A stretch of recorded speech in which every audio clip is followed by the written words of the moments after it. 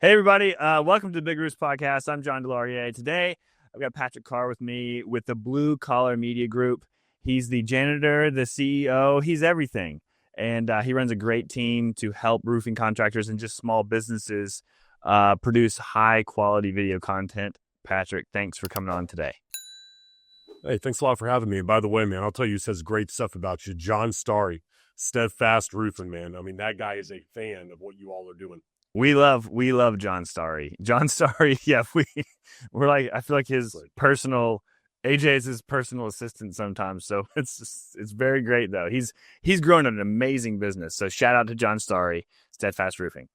Yeah, I mean, he's a great example though. I mean, if people think you can't grow right now, because I've seen some of this start to kind of, I know it's starting to happen online where people are complaining about economies and stuff like that and recession coming. I think there might be, but John is such a great example. I mean, Steadfast describes what that guy is doing over there. Yep. He's just continuing to grow. It's not just the storms. The guy has processes in place, and he's just a steady growth right now over there outside of Tampa. It's so true. Like, and people, I talk about like doing the hard work that's not sweating on a roof a lot. And he's doing that. He's understanding that that's actually how you grow a real business, and it's better for everyone. It's not just like, oh, the owner's sitting in his ivory tower and he's just, telling everybody what to do. Like, he still works a ton, but he understands how to work, and every member of his team feels more fulfilled, more satisfied, better at their job, makes more money. All those things are true if you take that approach to your business. So shout out to John one more time. He'll love that. I'll say one other thing he does that not a lot of contractors do that are doing, let's say, 2 to 5 million. But with him growing beyond that, I see something in him that I've seen in people like Garen Armstrong over at Shamrock Roofing, who does it very well. He lets the people who are his vendors, who he trusts, do the work without getting in their way. Very true. We'll get in the pre-production call with John, and he'll say, y'all are the experts, man. That's why I hire you. Do it, make it happen. Yep. And as a vendor for him, my people feel empowered to do a better job for him. Garen does it with Shamrock. There are a few others that we work with as well that I can think of. Another one is Sean Whalen over the Whalen Exteriors, another great one there. And when you have that, it just empowers other people around you. And John's done a great job of that. Yep. I as business owners, you're always looking for customers like that. Hey, you guys are the experts. I trust you. Your brand's great. Your reviews are great. All the same things that you're working on to build this business. So like as business owners, it's easy for us to say that's great for somebody else doing it. Like even the people who cut my hair, I'm like, hey, here's some guidelines. I trust you. Like I pay for premium haircuts. I need a haircut right now, but like I've always done that. I like everything in my life. I'm like, hey, you're the artist. You're the professional. You do what I trust you, and that's how I've always operated too. Like I love that because I think that's the way most people should operate. You will help people rise to the top if you operate that way and not try to control, micromanage everything. So very, very true. I can't remember who it was, John. I had a podcast. I'm going to say it was the wrong person, but it might have been, he's going to kill me for it. It might've been David Carroll with Dope Marketing. Okay. And he was talking about a management style of explaining to people what you want. No, this was not him. This was Reagan Weiss. And he said the management style of explaining what you want the outcome to be, not how to get there. So in other words, if I want this podcast room to be set up by 8:15, I need the podcast room set up and ready to go at 8:15. Not, I need 3 cameras. I need to put it here, here, here. Yep. This is what I need. Explaining the outcome rather than the process to somebody and then letting them make it happen for themselves. It's a big lesson I'm trying to learn right now. I love it. That actually reminds me of one of the clips that I don't know if it went viral for you or not. I just saw it and it's like, you're talking about, it was like a really quick hook of a clip of like, you're not here on time. Like that's essentially what the moral of it was. Like, I know it's been a while, but like that was pretty awesome because you have expectations, but like talking about the outcome means that the expectations extend past like, don't get here at 8:10 to set up the podcast studio. Like you got to think about this through. And like, that's when you work with a team who like has problem solving skills and understands, oh, I got to do all these things to get here before that so that I'm done. And really, a lot of people in the military will talk about like being 15 minutes early is on time. Like that's that's kind of it too. So I do love that. Yeah, I love it. Yeah. It's like, well, I said it in a little short the other day. I consider that like what we call the broken windows theory around here, which would say that if you have a city and the city is starting to decay, it's probably because it didn't start with crime or, let's say, murder in the city. It started when a couple people let broken windows go. Yeah. So if you let a couple broken windows go in your city or in your neighborhood, you let a couple yards overgrow, then other people start to believe that other things are okay. Well, if they're letting the yard grow, then I'll let mine go a little bit. And we'll park on the street instead of parking in the driveway. In the city, you might say, well, you know what? If they'll do that, a little crime is tolerable. And around here, we call that, we want to guard against the broken windows. Because as soon as we let one little thing begin to slide, somebody else sees that and another couple things can begin to slide. So broken windows theory, we talk about it a lot. That can be applied to any kind of roofing contractor or just contractor in general. Like those little tiny little things, they add up. And then if the leadership doesn't say, hey, this is important and this is why it's important and do this every time, it'll just get bigger. It'll snowball into bigger and bigger things like easily. All right, well, let's get into it. I before I hit record, congratulations on new engagement. Relationships are very rewarding, very difficult, but definitely worth it if you find the right people. So congratulations on that, man. Man, it means the world coming from you. God, it's been probably 4 years. Maybe 4 years ago we met. Probably, yeah, probably at least. These 4 years. I mean, at least. And, it's funny as we were talking about off camera, like what my life was at a completely different point at that time personally. And now to be where it is. And it's a very rewarding feeling. It's the most important thing I've done in my life to date. So I appreciate that very much. Thank you. Yeah, man. It's people talk about family being everything. It's so true. Like I really do. My whole day and week and everything is wrapped around like the focus of my kids and my wife before other things. Even though as an entrepreneur, I want to do these other things. It's important to put the effort in those relationships and prioritize them with your actions and words and things you do. So we're all in this together, trying to build businesses and trying to focus on the right things at the right time. So let's get into it though. Let's tell the people. Yeah, please. What? Well, I know we've chatted a lot about different things. People may know who you are and they may have heard Blue Collar Media Group, but like, let's recap it. Let's tell people right now today. I was even going on your website because I wanted to make sure that nothing has changed. It's all very similar to what I expected. So what is Blue Collar Media Group? I started Blue Collar Media Group with the purpose of creating amazing, incredible, professional video content for people who build something with their hands.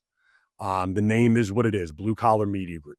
I'm not working with tech giants or anything. I'm working with people in the industry that people build something with their hands. So, if it was a great ProLine or someone like that, now that's someone I can get behind because you're helping people with building that and growing their business. And I do it through great video production.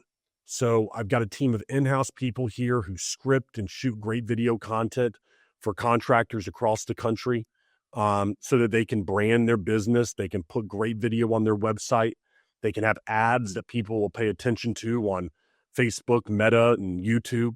And I think it's an underserved market. A lot of marketing companies out there. But what we do is we handle great video for those contractors. Love it. I value video content and it's not just anecdotal like, hey, we saw your videos and we decided to call you. No, it consistent video content and then high quality video content that tells a story or at least solves a problem. There's all kinds of ways you can use video in your small business. And it was very, very impactful for not just my business, but like my team. Because they understood, okay, why are we making TikTok videos? Like, this is why. And then they would see the result. We're telling a story. We're humanizing our team. We had people come to our office the same way that you come to people's office. I had a videographer in Athens who we'd come and he'd put all the lights up and everything, and we'd tell stories. We'd create what to expect on inspection day videos. We'd introduce individual sales team, like, hey, this is your sales rep, and we'd put those videos in the automation so that the customer would know that person. We just took time, like, is the opposite of the broken window syndrome. Like, we're trying to make sure that the windows are shiny, and then like, why are all the windows around here clean? Like, that's kind of the thing. It's like, it's kind of it's not off-putting. It's kind of surprising that something is different than it should be in a good way. And that's what video content really can do for any small business. Drastically help my business. So what you're doing at Blue Collar Media Group is absolutely impactful. It is people need to understand, and we'll get into that, of the objections, why not to do it. And I can't afford it. You can't afford not to do it, for real. Like, you really have, we've been saying this for 4 or 5 years. Like, oh, they ask you answer, video content, make this. Now it's 2025, guys. You have to jump on board really, really fast with video. So that's my first rant of the day. But I just wanted to put that out there because it really was impactful on my business, and what you guys do is important. John, there are a lot of people who are, 2 years ago, they said they were going to do video content. Yeah. It's now been 2 years later. Yep. They still haven't done anything. And 2 years from now, they won't either. One of the things I tell my people here, one of the biggest values in paying us money is that we hold our clients accountable to actually creating the content. Yep. Because inevitably what happens, there's always going to be something that gets in the way. It's going to be a build, a rainy day, an operations issue, sales reps quit, whatever it is that happens. And so when we tell people we're going to be there, we're going to plan it, and we get out there and we do it, I've yet to have somebody that says, boy, I really regret having those great videos to run on my meta ads or on my website. Once they do it, they're happy with it, but they'll never make the time unless they invest into doing it. Yep. There's levels to guys with really good intent, just like company owners that, like, oh, okay, they're listening to us, they're watching us, like, oh yeah, I know I need to do it. Okay, great. So you watch a YouTube video, you're like, oh, this is cool. What Patrick's doing is great. I need to do this. All right, that's one level. Then you'll be like, I go to a conference and I see Marcus Sheridan or whoever else, and they're like, you got to do video. So you write it, all your notes in your little notebook, or maybe you don't, and you're like, oh crap, I don't know what I'm supposed to do. But then you write it in the notebook and you don't do anything for 2 years. So what you said is absolutely true. I hired, towards the end of my roofing business, I hired my marketing team to come. We filmed every single Thursday for 3 hours. That was a standing meeting we had every Thursday, and there were a lot of rolling eyes, and like, I'm like, guys, this is what matters. And it didn't even take that long, honestly. It was like 3 months of doing that, and we're like, oh, we're actually selling jobs from this. And this is like very simple. Like, we just, exactly what we said before, is like, I just trusted them. Tell our story. Here's the framework. Here's our ideal customer. Let's do it. And we were doing like crazy videos. Like, I was acting with basically a stranger on one of the days. And like, then we became like a whole thing. It was like Mike and Jenny, the whole thing. Why are you telling Mike and Jenny's story? Guess what? Because that's what homeowners experience. And so then video content, I'm not saying you have to go act, but I'm saying that you should be consistent with your video content, and you should have high quality content. So going, like, the misconception, here's the kind of the verses. It's like, I don't need that versus my business isn't ready. Like, kind of break that down for us. How would you overcome those objections from when people say that to you? So I just had this happen last night, a window company in Illinois, great guy, great marketing team that they have there. And they've got meta ads that are running right now. They've got a great reputation where they're at. Their click-through rate is through the roof. And so, begs the question, okay, why do I need Blue Collar Media Group?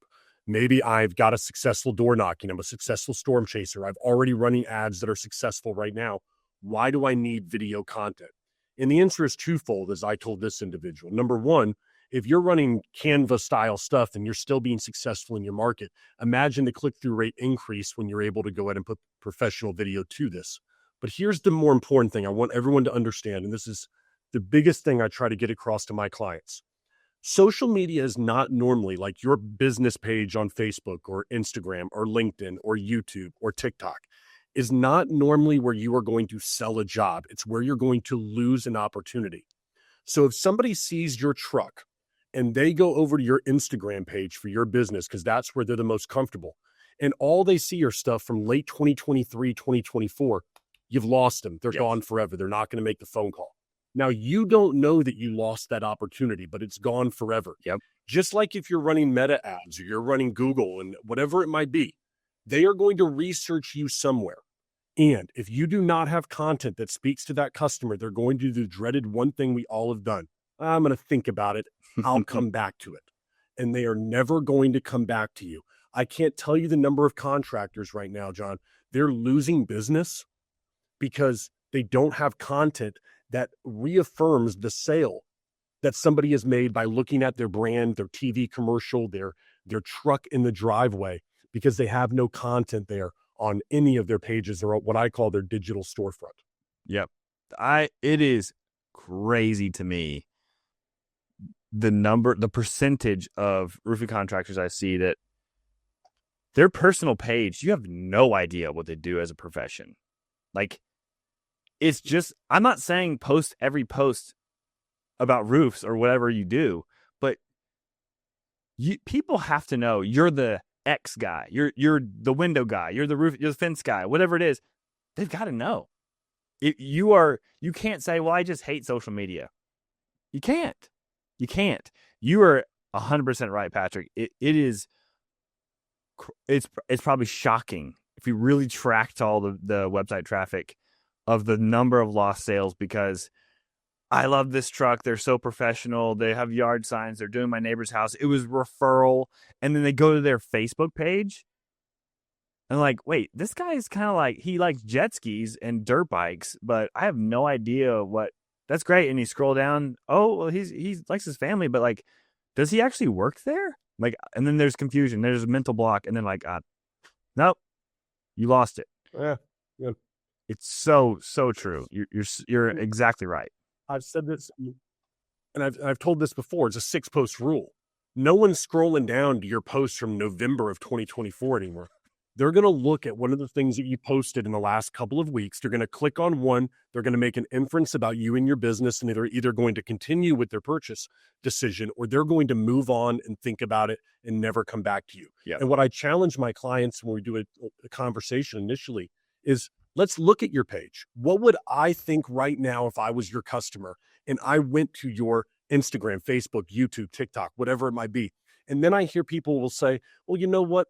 I don't think somebody's going to go there, or I'm not looking for that type of customer. You have to understand that people are going to research you where they are most comfortable. That's right. If they are a YouTube person, they're going to go to YouTube. So what you have to do is you have to be omnipresent across the 5 major platforms that we have.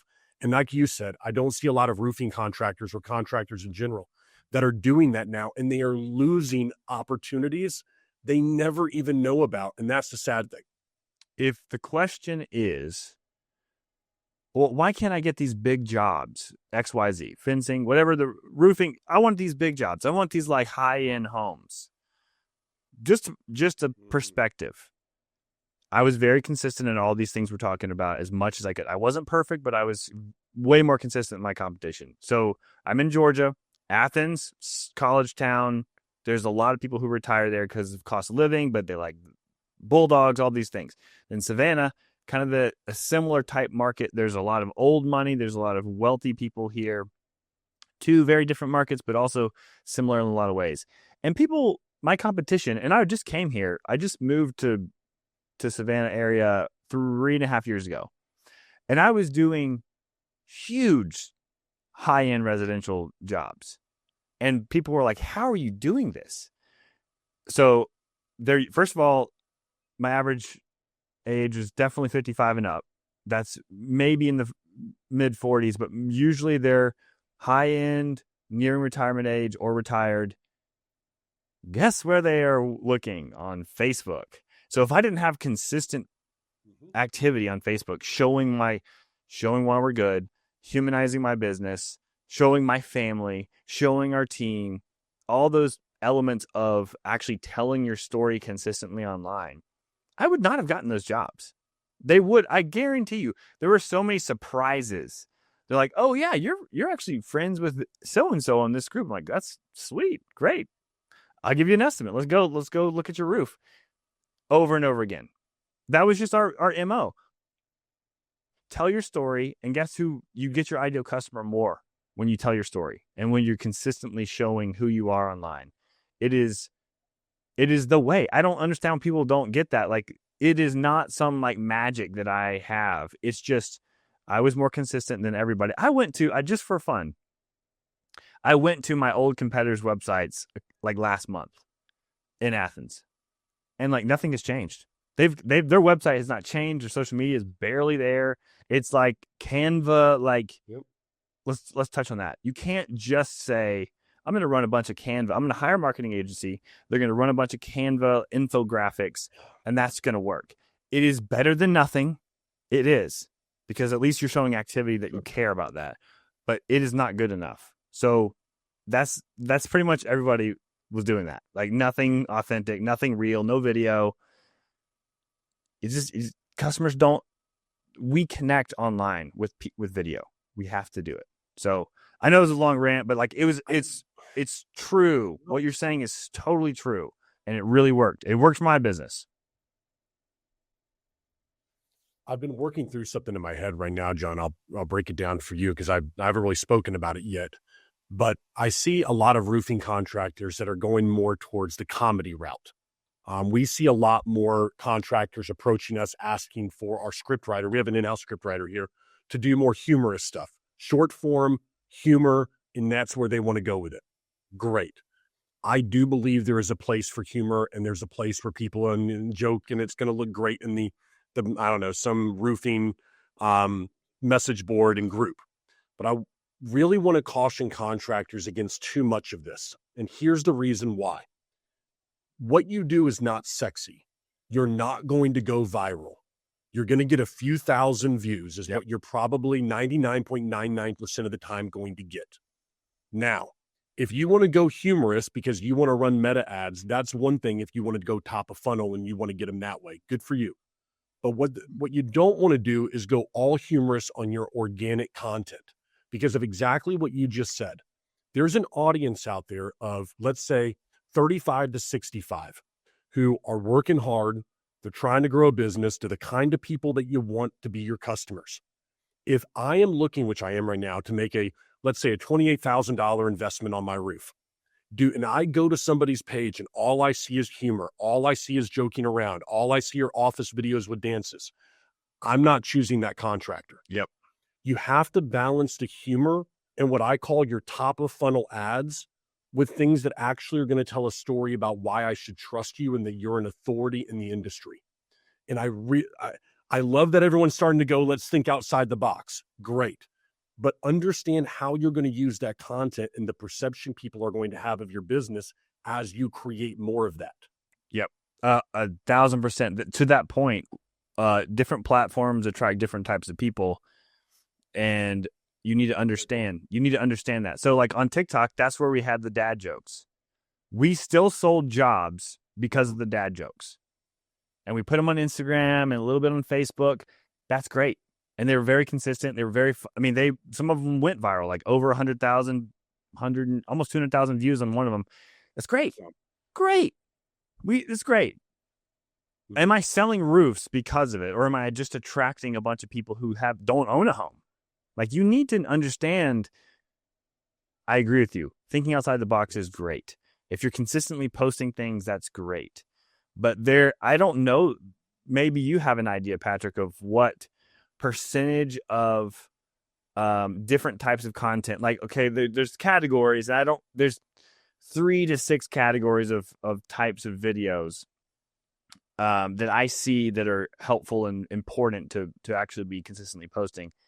Maybe you have an idea of, like, I feel like the serious technical roofing, if it's roofing, the serious technical like videos, they actually can go viral, and they can actually sell jobs, because like, oh, this person knows how to put ice and water shield in the valleys, and they know how to do a half cut, and they know how to use drip edge, and I don't even know what these words mean, but I know they know what they're doing because they were confident enough in their craftsmanship to post a video about it.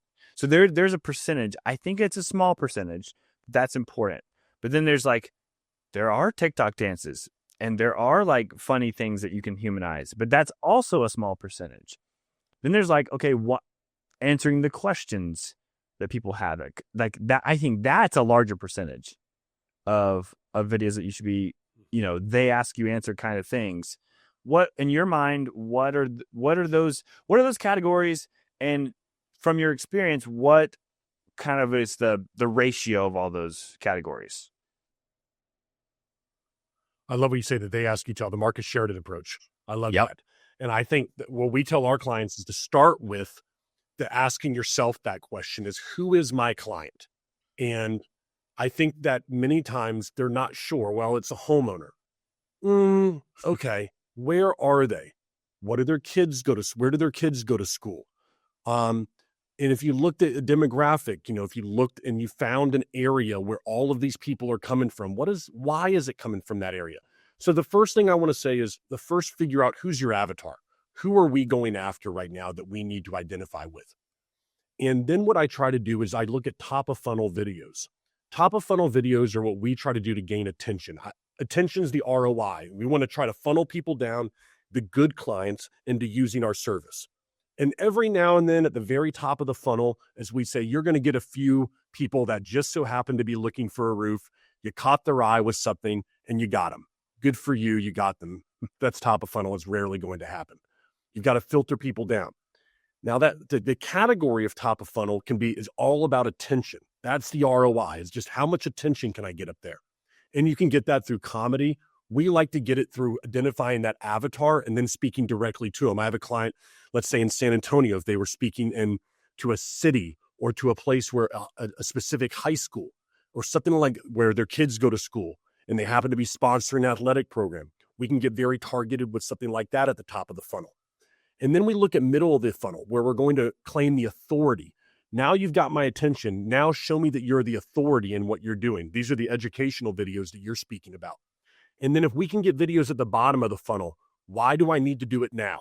You've proven I've got your attention. You know that you're the authority. I need to do something now because I've watched these videos. And you're funneling people down, John, with great video content because you have a purpose to the content that you're creating. So I have no problem with comedy, no problem with all that stuff up there. But what are we going to do with that person once we have their attention? And what are we going to say to them with the rest of the funnel that we've created with video content? There's got to be a purpose to what we're creating. Love that. It is true. We talk about, and a lot of people for years have been talking about the ideal customer avatar. You really need to investigate what that actually is, who that is.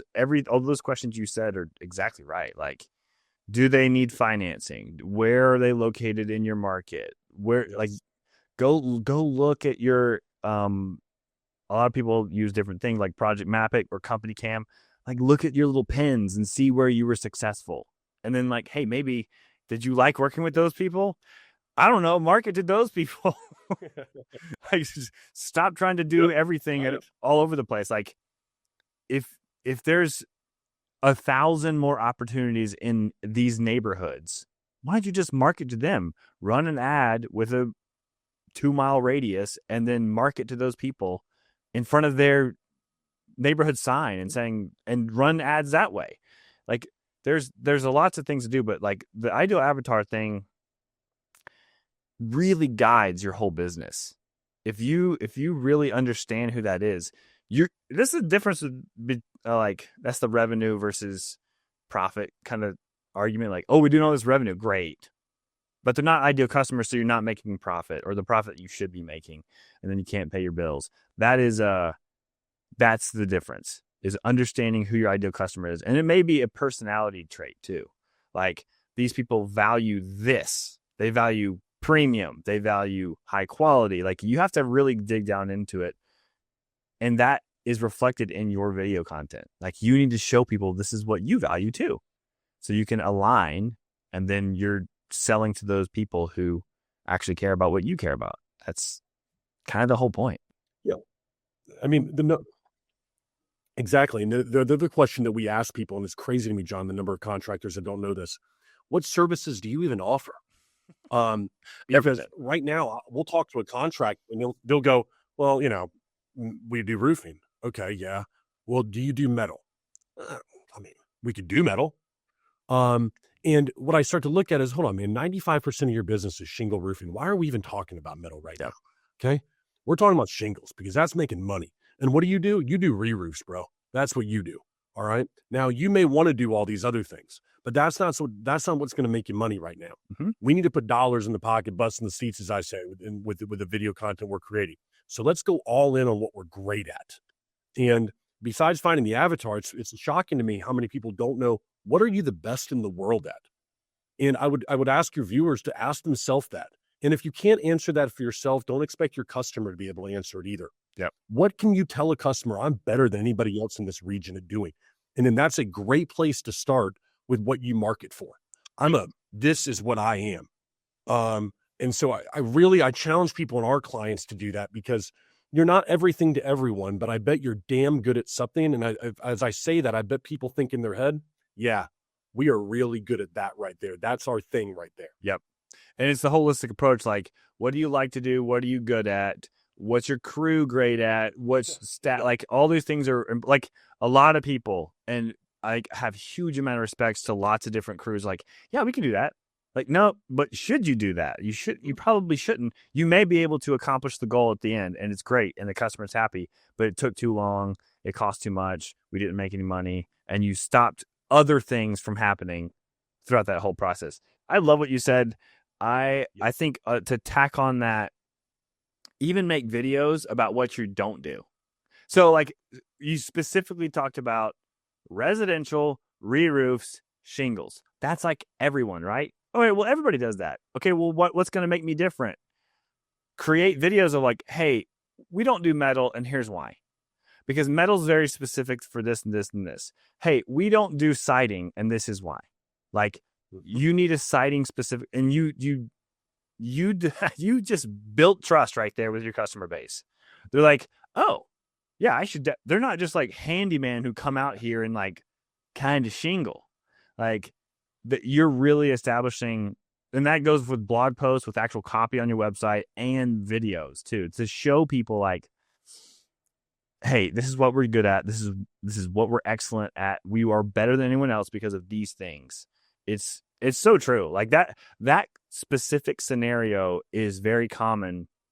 Not being sure from leadership of what you should be doing, what you're expert at, and not narrowing it down, and then not telling the world through video and blog posts and website content what you don't do and why you don't do it and why you should hire somebody who is specifically good at those things.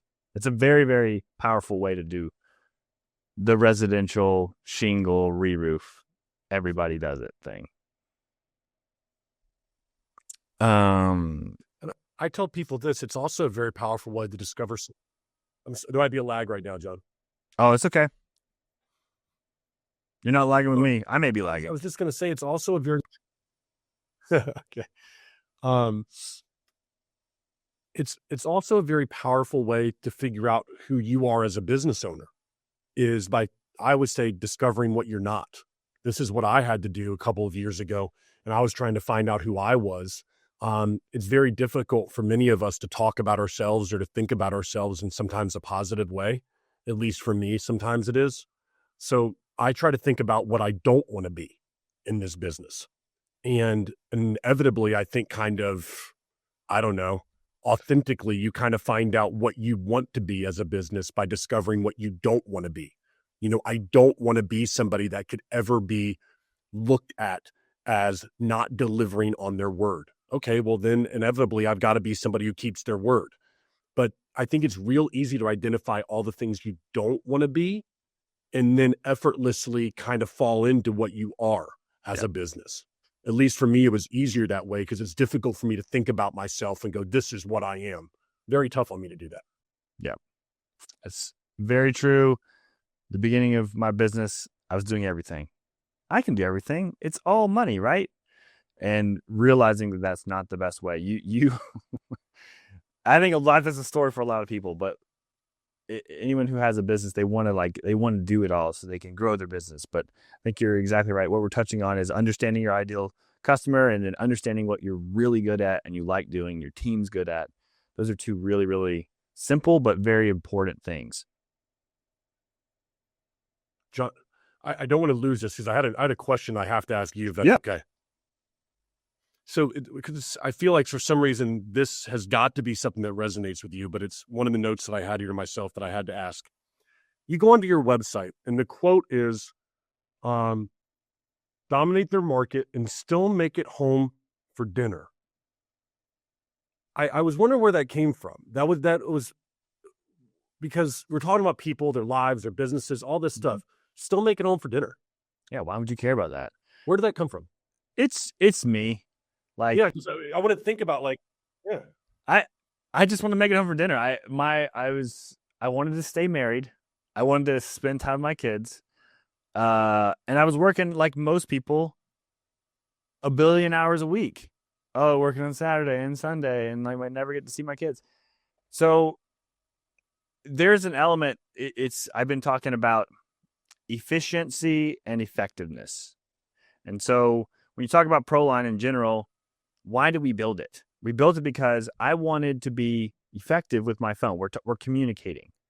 So our new mission statement is, I'm going to butcher it because we just changed it, but it's ensuring excellent communication for roofing contractors and still help a better future for their families. Like that's pretty much it.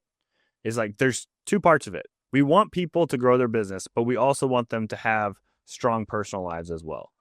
And so the way you do that is very intentional automations through that individual's phone, their phone number, and all the team members' phones. So it's not just the owner making it home for dinner. I want all of my sales reps to also make it home for dinner because the automations are doing the follow-up. The production team is doing the follow-up because the automations are doing it for them. The customer doesn't lose trust. So you still are effective, but you're way more efficient so you can make it home for dinner. That's the whole thing. It's like, that's what we all want. We all want to, like, we may say we want to go to the beach or get on a yacht or whatever it is. That's kind of the same thing. The yacht for me and most people is making it home for dinner and not having to work 12, 14-hour days every single day. Like that's why are we paying for software? Like we didn't go into this business so we could just pay for all these softwares. Like we want tools that actually do something for us to make our lives better. That's the whole point of having a CRM, of having Company Cam, of having all the Eagle View, all these things is because of that. It makes your life better. Do you want to measure a roof by hand for 2 hours like I used to do? No, you just order a roof measurement. Do you want to have to take pictures in your phone or on a reel, like an older camera, and then SD card into your computer and then put it into a file? No, you have Company Cam to do that. Do you want to organize your entire customer base in an Excel sheet or in Manila folders and then put them all? No, it doesn't make your life better. You're not more effective and you're not more efficient. So like, that's what ProLine is really doing. It's trying to push the envelope to make you more effective, more efficient, still make it home for dinner. It's the whole deal. Wow. Talk about knowing your customer. Yeah. And it's not for everybody. Like it really, like that's I love you said that because some people like, I just want to scale to $50 million. Great. I have a huge respect because I know I'm not going to mention names, but I have huge respect for a couple different people I know personally who've grown huge businesses. They missed out. It's not the life I want. They did miss out on things that are very, very crucial to me. And it's time with my family and specifically time with my kids. You can't get it back. So if you just care about growing it to the biggest thing ever, there is honor in that. There is a level of like huge amount of respect for that, but it's like before we hit record, it's not just one thing. if you're excellent, and I was talking to Elizabeth last night about like being a holistic man. We were talking about like people who don't have a good work ethic. Well, there's so many things. There's spiritually, emotionally, there's physically. Are you exercising, eating healthy? Like there's all parts of being a human, and you should focus on all of them. It's really hard. And your businesses should not be your entire life. And it's hard for people to get around because it's our little baby. We care about it so much, but like, how about care about your real babies?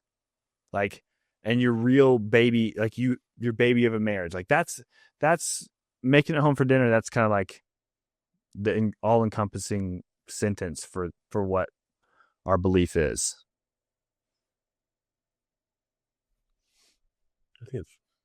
I'm just thinking to myself right now, one of the biggest mistakes I've made in the past few years, John, is I have found too much of my self-worth in my business. And when my business is clicking and we're growing and I feel good and, I've got meetings and podcasts and, I feel like, hey, I'm doing something. And then when it's not, I felt like I'm less worthy of whether it be love or friendship or I don't know, just to feel good on a given day. Like I shouldn't feel like I'm happy because my business isn't doing well. And that's something I'm still working on right now. Just yesterday I was in the gym and I'm like, I wasn't happy. I was sitting there and I'm like, I'm not happy right now. And I was like, what am I not happy about? Like, what is it that's got me so down or what, like, there's nothing wrong per se. But I think you're right. Like having the priorities, my business doesn't have to be growing 10x right now in order for me to be fulfilled and have purpose with something that I'm doing in my life. Yep. And I've really struggled with that and having up and down days depending on how things were going around here. Oh, I'm totally guilty of that. Elizabeth will tell you what happened. Like nothing happened, but that's when my self-worth was just wrapped up in my business and what customer said to me or a team member or whatever it was. Like, it's totally true. Like, I'm not immune to that. It's constantly pushing against it. It's like, that's the purpose. And like, that's why when you have tools like ProLine that help you, like they force my hand to do the things I know I need to do, is follow up and all these other automations that actually help with communication. But then it also frees me up to do the things I know I should be doing anyway, which is spend time with my family or coach my kids soccer or whatever it is. It's what you said about accountability before. You said what you guys do, a big value that you bring is accountability. That's similar because we know we need to do the videos, but we need somebody to actually encourage us and actually keep us accountable to do the things.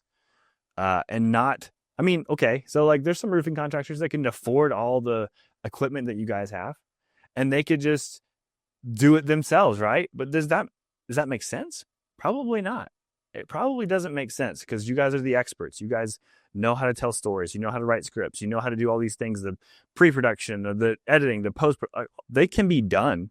But that's not the most efficient and effective use of their time or their money. So like, you just have to choose whatever tools you have, whatever services that you decide to pay for, make sure that it's doing those things for you.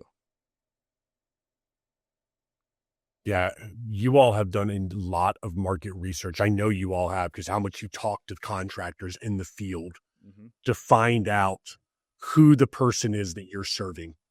And I think you all have a very strong understanding of your client. And at least that's my perception. You have a strong understanding of the client. You have a strong understanding of their life, of where they spend their time, of what they value.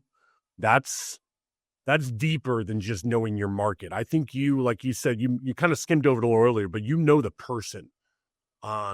And I think it's because you all spend a lot of time with your clients. If I had to take a wild guess, we do. You're with these people. You talk to them. Yeah, John Starry. John Starry is a great example of that. Like, oh, well, this is like who we want to work with. John Starry. Like that avatar, He has a good perspective of like his business and growth, but he also cares about the other things too. So you're exactly right. We do. I can't take a lot of credit for that because AJ and I thought that we'd have like these $1 to $5 million guys, which we do. We have a lot of people that are in that category, but we got it wrong. And I'll be the first to admit, like we thought for the first couple of years we'll have all the small guys, 1 to 5 million. Well, really, the people who understand the value of communication are actually the $5 to $40 million guys. And so, to your point, thank you for the compliment, but we didn't get it right. We just never gave up on listening to our customers because when we started with John Starry, I think he was only doing like 2 million or something like that. Like he was pretty small. So we thought, okay, these are all the guys. And then we realized, oh, well, there's different elements of this. And so that's who our ideal customer is right now. And we will not stop listening either because we have franchises too. We have really large organizations. And this upcoming expo season, which is the opposite of roofing, we're going to probably get a couple more that have been waiting for certain feature sets. So yeah, thank you for the compliment, but we did get it wrong. So we understand, like, as business owners, you need to consistently listen to who your ideal customer is. If you're filming content, understand this is who I think it's supposed to be. So absolutely. That's all we got today. Unless you got something else you want to talk about. I love what you guys do. I think that you're a huge value to the industry in general. Where can they find you, Patrick? Where can people find you? Yeah. bluecollarmediagroup.com. And, I'll say this, man. Not a lot of, I've never told you this, and it's something that the last thing I'll say is this. There are certain people in the industry, and clip this if you want and put it into a short, but this is, again, when I talk to people like you, I'm going to try not to get emotional because I owe you and AJ a huge thank you. When I first started this thing, as you know, John, you gave us a shot, if you remember, to work with you. To say that we delivered a beautiful A+ product, I think everyone would agree on this end of the table, probably isn't the case. But what you did is you saw in my company and maybe in me, maybe you showed some grace and you showed a little bit of like, hey man, this guy's giving his best for us and that's okay. And you didn't have to do that. And I want you to know from me to you that I will never forget that. And although I didn't have the ability to be able to at that time, I don't feel like I gave you back your investment that you gave into me. And I hope I have the opportunity in the future to make that up to you and to AJ. But everybody should really know that you're not bullshit. You really care about people. And you don't know how much that time, and the money, and the small investment you made into me, how much it helped. And I will never forget that. So regardless, whatever, I want to say thank you because that is, yeah, I owe you a minimum of an immense amount of gratitude. Appreciate it, man. Like you said before we hit record, AJ and I both know it's really, really hard to run a business, and there's always ups and downs. And yeah, we both like Patrick is getting after it. He is going hard in the paint, as they say. And we knew like there was no like hard feelings or anything like that. Like what you did, we didn't even think. No. You're being way harder on yourself, I think, because we thought you actually did deliver really well. I think it just didn't align at the time, but I think that there's opportunities in the future definitely to work together again. And we appreciate you. We both do. Like, we really think that what you're Well, doing is really impactful, and we both we spent a little bit of time together. We were at Dimitri's like retreat a couple years ago, and um, yeah. we've been around each other quite a bit. So I think I respect you. I think that you have the character we're all trying to achieve. I know you're not perfect, but you're trying to do better, and that's what we're all trying to do. That's so I appreciate you too. Well, you did that, man. You invested money into me, and you didn't have to. You know what I mean? And so I appreciate it. And it's not something I'll forget from both you and AJ. I appreciate it very much. And I made sure I said 100%. I'm letting you know that today. Love it. Well, I appreciate you telling me, and I'll pass it along to AJ. Anything else before we go?